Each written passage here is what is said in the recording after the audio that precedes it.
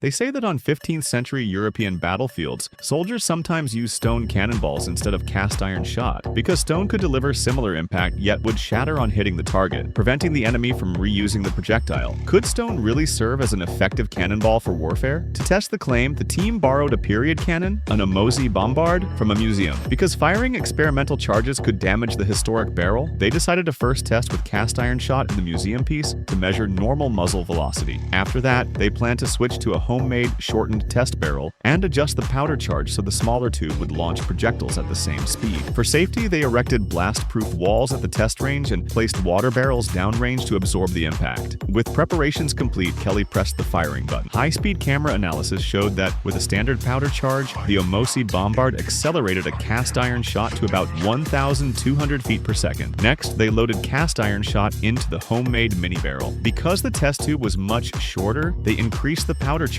but with a tremendous bang, the shot veered off course. This was a dangerous result and a good reminder: don't try this at home. Since the risky mini barrel approach wasn't reliable, they had to continue testing with the museum Omosi bombard. Tori also consulted a geology expert who identified 3 types of stone likely used for historical shot: sandstone, limestone, and granite. The big question now was which of these stone types, if any, could match the destructive power of cast iron shot and reliably shatter on impact.